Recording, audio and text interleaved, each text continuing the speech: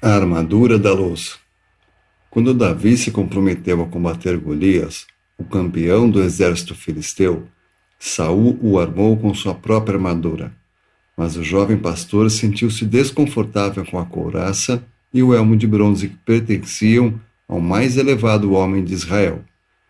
Com sabedoria, ele escolheu seguir o caminho simples e despretensioso em que Deus o havia abençoado quando enfrentou o leão e o urso. Aqueles que lutam nas batalhas de Deus devem fazê-lo obedientemente aos seus pensamentos, e ignorar as sugestões bem-intencionadas de pessoas de mentalidade humana. No Novo Testamento, não lemos sobre couraças e capacetes de metal, nem mesmo de fundas e pedras para uso dos filhos de Deus. Mas o apóstolo escreveu aos crentes romanos: rejeitemos as obras das trevas e vistamo-nos da armadura da luz. Romanos 13:12. A armadura de luz não é material, mas moral e espiritual, e apropriada para aqueles que são filhos da luz e que andam na luz. Por favor, em primeiro lugar, observe que há algo para fazermos em relação a essa cobertura protetora. Devemos nos vestir desta armadura. Se outra veste, ela não lhe servirá, e você será prejudicado na luta. Cada um deve usar a armadura aprovada, abandonar as obras das trevas e vestir a armadura da luz. Agora, o Senhor Jesus é a luz do mundo, e a armadura de luz está associada ao caráter que ele carregou neste mundo. O quarto evangelho fala muito dele como a luz da vida. Suas palavras eram luz e suas obras eram luz. É, portanto, dentro do registro do nosso Senhor Jesus, que nos foi dado nas Escrituras, que aprendemos o que é luz, e assim descobrimos o que é a armadura de luz que somos exortados a vestir.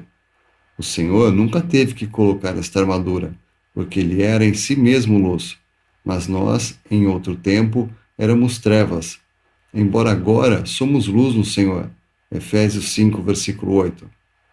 Portanto, podemos deixar de lado as obras das trevas e vestir a armadura de luz. Cada crente é responsável por se prover dessa cobertura protetora. Talvez você pergunte: o que devemos entender pela expressão armadura de luz?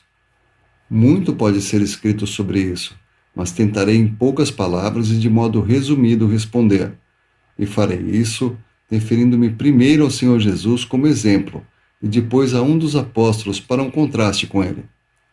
Espero então que você seja capaz de meditar sobre o significado prático do termo.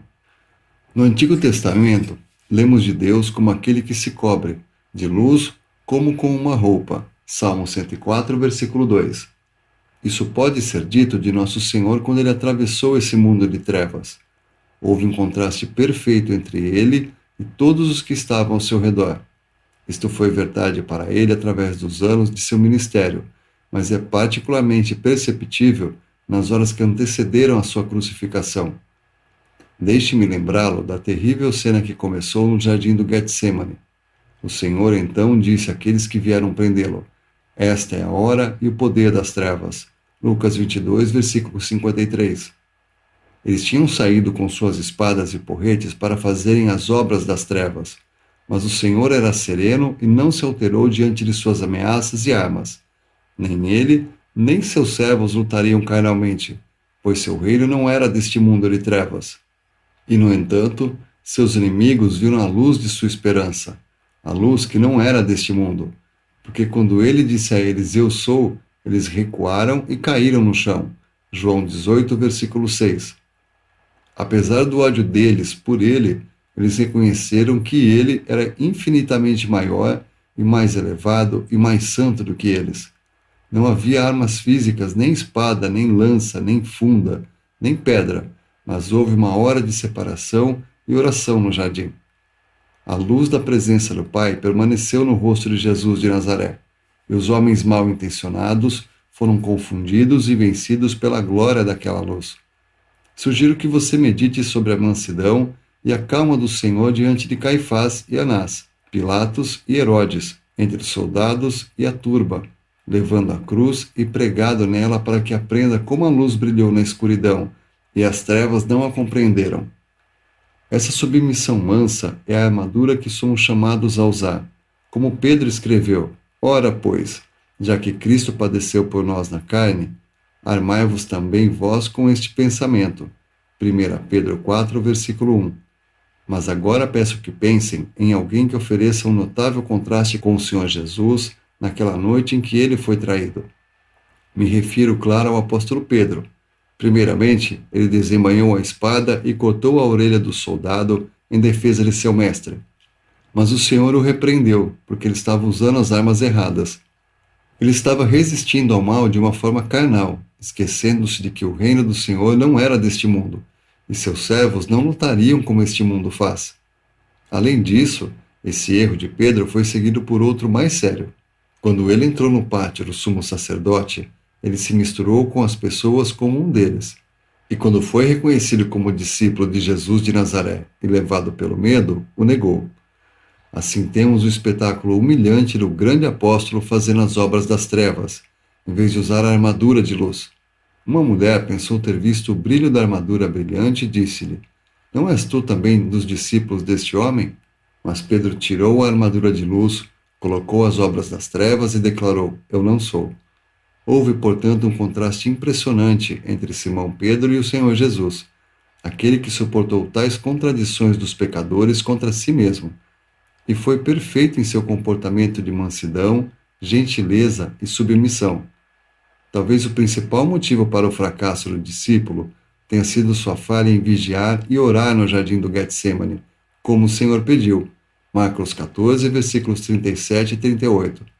Simão dormiu em vez de vigiar. Aqueles que estão prestes a dormir não colocam armaduras. Armar envolve atenção e vigilância, a atitude vigilante. Mas também havia oração. O Senhor orou em 3 ocasiões distintas no Getsemane, e então saiu forte para enfrentar seus inimigos. Aqui está o segredo.